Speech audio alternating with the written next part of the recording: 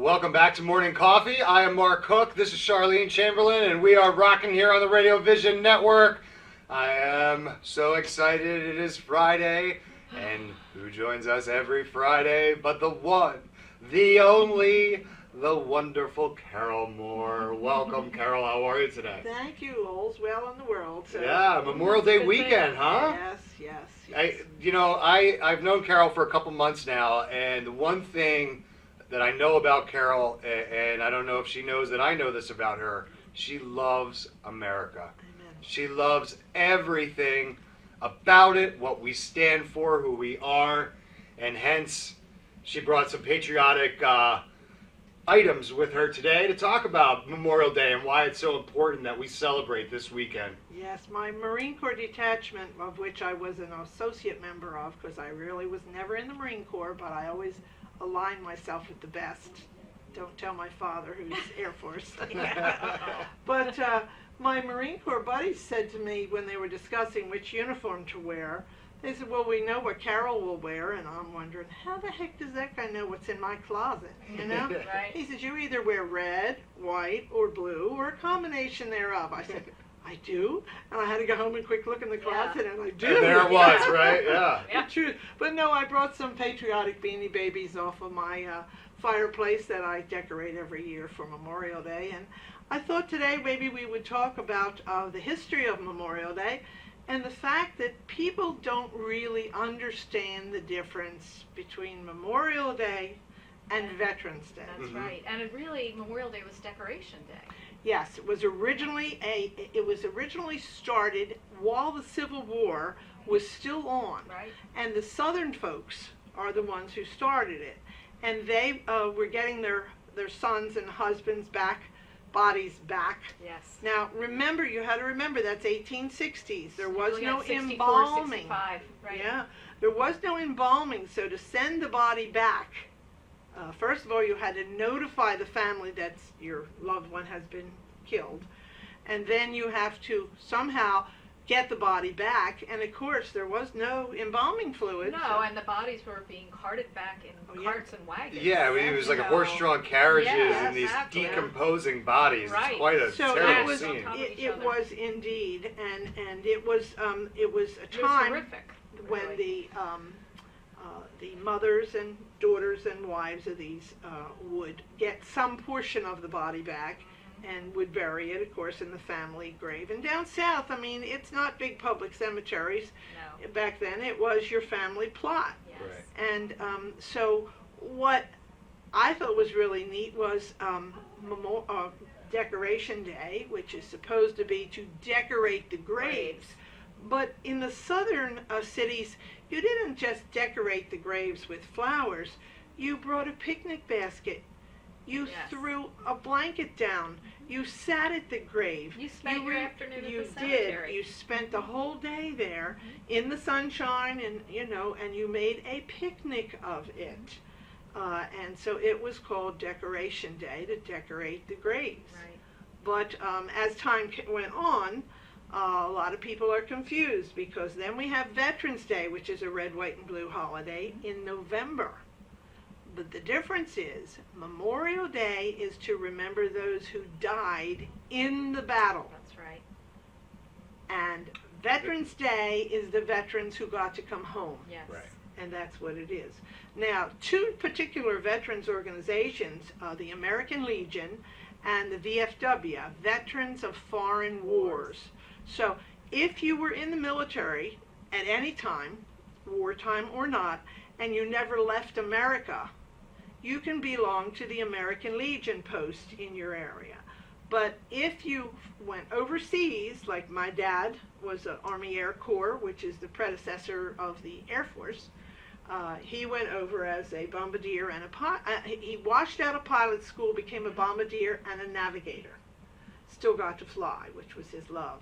And so he could only be, if he never left America, he could only be in the American Legion. But Daddy was in Germany, Africa, and Italy. So he was overseas, and if you went overseas to fight the war, you could be a member of the VFW in your area.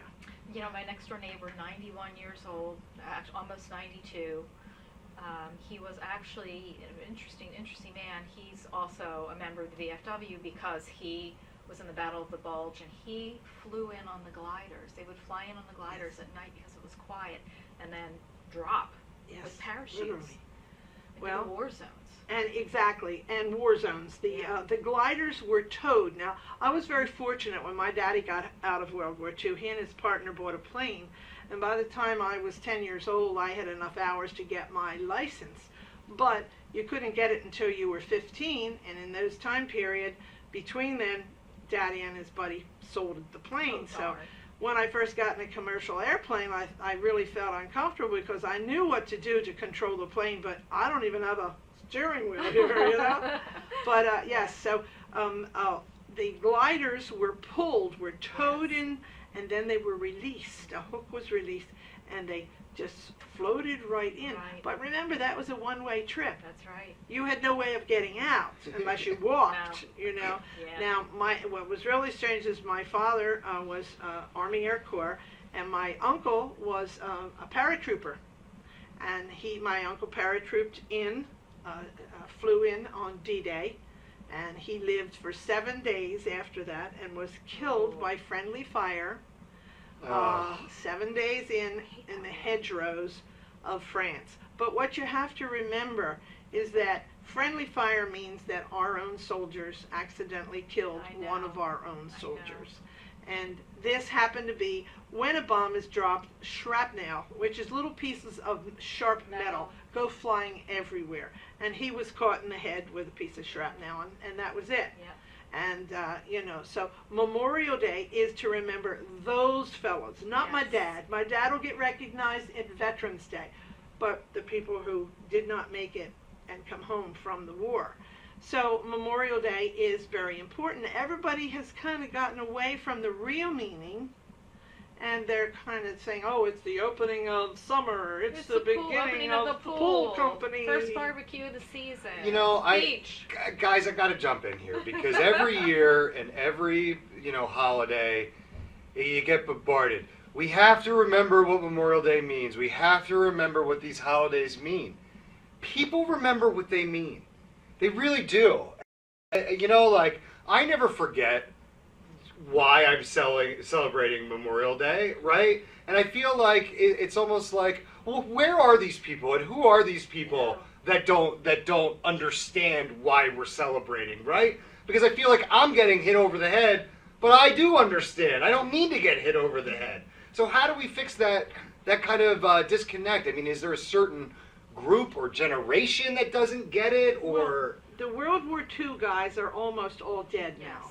So the battles in World War II that we recognize, like Pearl Harbor, and we do keep that date in December, those are almost passé, okay? The dates for the Civil War, okay? This is all Americans were fighting each other.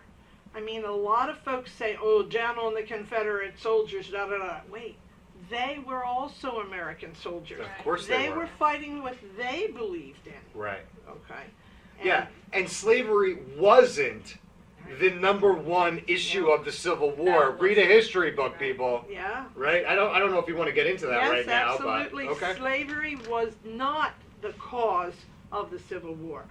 The cause of the Civil War is still being fought today, and that is states' rights versus federal rights. Now, right now, we have a lot going on with this mandatory education program, the core curriculum. All right, does the federal government have the right to tell individual school boards what to teach? And of course, it doesn't, according to the Constitution. Right, it's up to the state. It is up to the state to determine that, but our federal government keeps getting bigger and bigger and bigger, and our Department of Education in the federal government is $9 billion budget that does not educate one single child. Wow. If we took that $9 billion budget and dumped it back into our school systems in each state, maybe our taxes are, real estate taxes would be able to go Decrease. down, because that's how our taxes are determined, I is know. by the school board budget. It's really interesting because even at the state level, you have municipalities that deal with the state governments. And Chris Christie just yesterday or Wednesday said, or earlier this week, depending when you watch it, that the municipality should be able to decide on certain issues, because if I come in as the state, where does it end? Yes. Right? And that's what these Doesn't. states were saying to the federal. No, where does it end? You guys keep coming in and imposing these rules on us. We were told that we were the ones that make these Right. decisions. Right, and that's what the Civil War was about. Slavery was going to be outmoded within the next 8 years anyway. Because the cotton gin, okay, which would do the work of the slaves, Right. was invented. Right. Okay, By now Eli you must Whitney. exactly. Now you must remember I read that the book. yeah, she read the book. You must remember that a slave was very expensive. Oh, It yes. was the cost back then of buying a brand new Cadillac today. Okay, so you must understand that a slave had monetary value, Of course. but he only worked during the summer and spring. During the winter and the fall, he did not work in the fields. That was their predominant job. Yes. Because of the weather. Things just didn't grow then. So, but the owner of the slaves still had to house them, feed them, Right. clothe them, and keep them from, any group of people that have arguments, have Mhm. fights and that kind of stuff. So it was something that was nobody else's business. If you were in a state that had this as part of your economy, then it was up to that state to regulate it. Right. And in steps the federal government. So we are still fighting the Civil Sure War. are. Even In certain ways, yeah. today. Yeah. Absolutely. Many of the women who started this originally during the Civil War continued having this after the Civil War. And then several other states thought that, wow, we all lost soldiers. We all should be doing this. And it wasn't until the turn of the last century that they actually recognized it as Decoration Day, which eventually came Memorial Day. And when you talk about the North and the South, in 1913, at the 50th anniversary of the Battle of Gettysburg, which was a very bloody siege Yes. for both sides, the Mhm. high point of the Confederacy at that time at Gettysburg thought, we've got it made, Yep. we're going to win, and they didn't. Yeah. Okay? And the only reason they didn't was because one general decided, oh, it's getting dusk now, we'll stop fighting, and they pulled back, and that gave the other team Yep. time to get around in position, and the war was totally changed. But on the 50th anniversary of Gettysburg, Confederate soldiers, it gives me goosebumps to think about it, and the Union soldiers got together at Gettysburg and shook hands and made peace. And that's what we have to be able to do. We are all one country. We are one soldiers.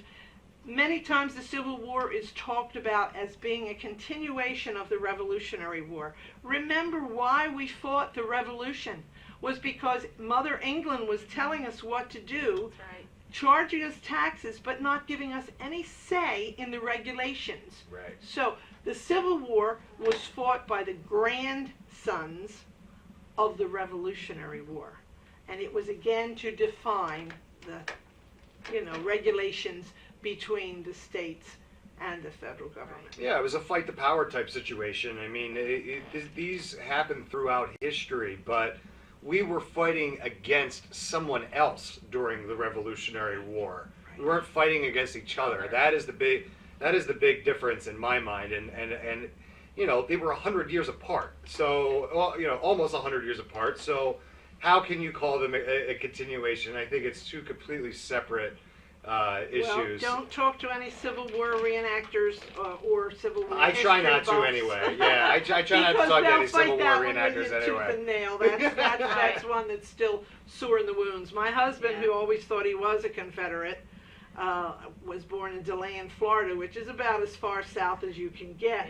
Except when he did his lineage, he found he was one of those damn Yankees from Pottsville, Pennsylvania. He's laid in the cellar for weeks. Total depression, you know. Yeah, that's funny. So how are you planning to celebrate this weekend? Well, at the cafe, I ran the Memorial Day Parade 1 year. Because Bill's Uncle Mope had done it for 30 years and for the American Legion and the VFW. And they called me in April and said, oh my gosh, we didn't know Mope was so sick, he died. How dare he has the audacity to die and not tell us. What a bum. So they gave me 30. I said, look, I can pull the parade together. Yeah. So in 30 days, I pulled together the parade, and we had a wonderful parade. And I did it, but remember, I have the cafe, I have the bed and breakfast, I have a life, you know? Downtown Beverly. Absolutely. Right. So I trained my right-hand man, Pam Miller, at how to work with me, and then when I could bow out, then she took over for a couple of years. And so the parade is the oldest, most patriotic parade that we have in New Jersey. And the reason it is because we back up to the Beverly National Cemetery. The Beverly National Cemetery is a post-Civil War cemetery. It's huge. And my physical property, my house of 300 years old, Whitebriar, is actually was 17 acres from the original land grant of the King of England, but the National Cemetery in my backyard condemned 14 of my acres.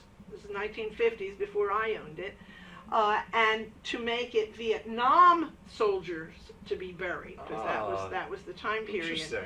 But Abraham Lincoln dedicated the Beverly National Cemetery 6 months before he was assassinated on Palm Sunday in April of 1865. Wow. So we have 150 soldiers buried in the National Cemetery who are Civil War soldiers. Right. So it goes back that far. So all the decades of running the parade and marching in it, I mean, I'm the Girl Scout. Remember, I'm the one who carried the aluminum flagpole in the lightning strikes of the parade as we're marching, but we're Girl Scouts and we hold our flag high. That's right. And so, believe it or not, they now start the parade in front of my cafe. Oh, Nice cool. is that? So it was a nice little side street called Green Street. That's why it's the Organic Green Cafe, because it's at the end of Green Street. Right. And it's a perfect street to block off and let them line up. Get ready for the... See? So all the floats and the parades and the bands and all line up, you know. And we don't have to block off a county road until 12:30. Parade starts at 1. And then at 12:30 the roads are blocked. You're either where you are or you're going to walk a bit to get there. And so this is one of the many parades that go on this weekend. Now, Delanco's parade is Sunday. There's another parade on Saturday. There's another parade on Friday. Things are going on in every cemetery and in every area. Town. Yep. And the mandate under the VFW and the American Legion rules is that you're supposed to spend your Memorial Day in your hometown. That's in their doctrine. So that the week before, last weekend, they do other Memorial Day parades in other towns. Yes. And then they come home to their own. I want to mention real quick, Carole, because I think you touched on it, but I want to make sure that everybody out there realizes kind of what we have here in New Jersey. Everybody talks about Washington, D.C. and all of the memorials and monuments and all of the great things, because it truly is. If you haven't been to D.C., you need to go there and see it. Yes. But how lucky we are to have this amazing piece of history right here in Beverly, New Jersey, right? So if you're looking for something to teach your children about our American history, you could take them right over to Beverly and get some of that history right there in your own backyard. Well, the Beverly National Cemetery is in my cafe's backyard. Literally. So it starts in front of the cafe, goes all the way down to the Delaware River, where they lay a wreath for the sailors who died in action. They walk 2 blocks across, and then they come up the next road, and they end up at the cemetery in behind, and there is a ceremony there as well. Well, you know what? Why don't you specifically tell everyone Okay. where they can go? Because you're going to be there, Yes, I'm right? gonna So be if somebody wants to come out and maybe talk to you, come to Sure. the parade, Yeah. and celebrate Memorial Day in a different way, tell them exactly where you're going to be. Well, we're going to be at 1101 Cooper Street, the Organic Green Cafe in Edgewater Park, New Jersey. And we'll be there from 12:30 when they close the roads. And the parade's about an hour and a half long. So if you come to the cafe, and we have plenty of parking there, and you get there early enough, then the parade comes and goes, and then you can go off and go to your other family events Right. that you have planned. you Yeah, know. that sounds like a great day. Yes, and of course we do have in the Beverly National Cemetery, we have a Rose Garden of Honor. Now that is actually soldiers who gave their life to save someone else. Those are Medal of Honor recipients. And the National Rose Organization came in and put these fabulous roses there. How So wonderful. it is Cool. Yeah, absolutely that's beautiful. cool. And how can you tell a Medal of Honor recipient? Don't say winner, because you didn't win anything. Right. You gave up your life. Right. Medal of Honor recipient is because their name is in 24 karat gold on the tombstone. And all other military tombstones are just etched in, Right. and there is no gold in it. That is really Know interesting. that, yeah. Yeah. That's you know, you talk about making sure that we understand Memorial Day, and you kind of, you know, I kind of made the point earlier that look, I understand Memorial Day, but it's really important to kind of be active in it and Connect to to do something that's going to give you a little bit more than that, to that connection, rather than just saying, yeah, I understand Memorial Day, kind of like I do, right? So get out there to the There parade, is support your community. Absolutely, but there's one thing that really aggravates soldiers who have given their time away from their families to keep our country healthy. And that's that when the American flag passes, you are supposed to stand. If you are a military soldier in uniform, you salute. If you are not a military soldier, just an ordinary run-of-the-mill person, you stand and you put your hand over your heart. Now that's all they're asking. But so many times there are people who are so interested in partying, the American flag comes past and they're just busy partying. I'm getting attacked over here. What is that? Oh my God, get off of me. Another stink bug, huh? It's that time of year, folks. It is that time of year. What's it doing in here? You know, it's kind of funny, Carole, that you mentioned that, because I was at a sporting event recently, and I was a little upset because people don't take the national anthem and the saluting the flag as seriously as they once did. I was happy. I saw a father take a hat off a kid and make sure that he said, no, you got to stop what you're doing and pay respect.